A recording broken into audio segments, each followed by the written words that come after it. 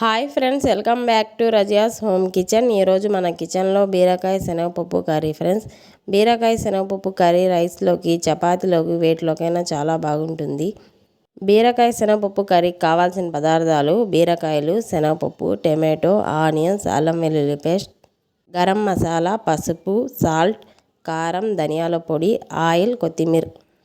Stove వెలిగించుకొని కడాయి పెట్టుకొని కడాయి heat అయ్యాక 2 టేబుల్ స్పూన్ల ఆయిల్ని వేసుకోవాలి. ఆయిల్ హీట్ అయిన తర్వాత ఆనియన్స్ని వేసుకొని ఒక 2-3 నిమిషాలు ఆనియన్స్ని మగ్గించుకోవాలి ఫ్రెండ్స్. ఆనియన్స్ ఇలా మగ్గిన తర్వాత 1 టేబుల్ స్పూన్ అల్లం వెల్లుల్లి పేస్ట్ కూడా వేసుకొని పచ్చివాసన వెళ్ళే వరకు ఫ్రై చేసుకోవాలి. ఫ్రెండ్స్, ఈ బీరకాయ శనగపప్పు కర్రీ చాలా బాగుంటుంది ఫ్రెండ్స్. ఒకసారి ట్రై చేయండి. శనగపప్పును అయితే ముందుగానే ఉడికించి పెట్టుకోవాలి ఫ్రెండ్స్. ఇలా అల్లం వెల్లుల్లి పేస్ట్ పచ్చివాసన వెళ్ళే వరకు ఫ్రై చేసుకొని గరం మసాలా, పసుపును కూడా వేసుకొని ఫ్రై చేసుకోవాలి.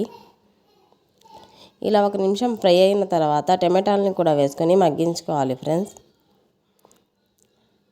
టేస్ట్కి తగినంత సాల్ట్ని కూడా చూసుకొని సాల్ట్ని కూడా వేసుకొని టమాటాలని మగ్గించుకోవాలి. సాల్ట్ వేయడం వల్ల టమాటాలు త్వరగా మగ్గిపోతాయి ఫ్రెండ్స్. కారం, ధనియాల పొడి కూడా వేసుకొని ఫ్రై చేసుకోవాలి ఫ్రెండ్స్. ఒక 2 టేబుల్ స్పూన్ల వాటర్ని కూడా వేసుకొని మసాలాలని ఫ్రై చేసుకోవాలి. ఇలా కొంచెం ఫ్రై అయిన తర్వాత ఒక 2-3 టేబుల్ స్పూన్ల పెరుగును కూడా వేసుకోవాలి. వేసుకొని మసాలాలని ఫ్రై అయ్యి ఆయిల్ కొంచెం పైకి వచ్చే వరకు మసాలాలని ఫ్రై చేసుకోవాలి ఫ్రెండ్స్.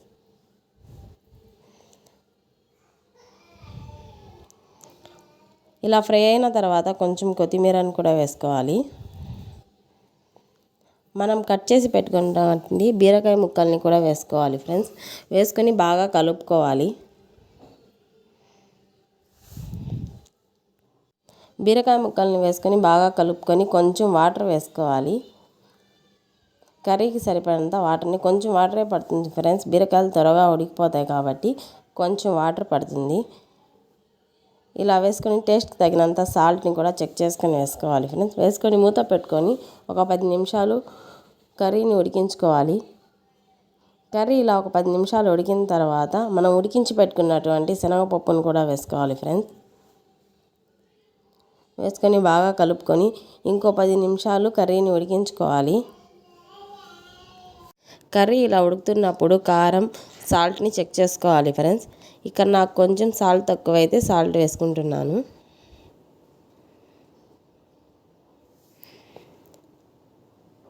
అంతే ఫ్రెండ్స్, లాస్ట్లో కొంచెం కొత్తిమీర వేసుకోవాలి.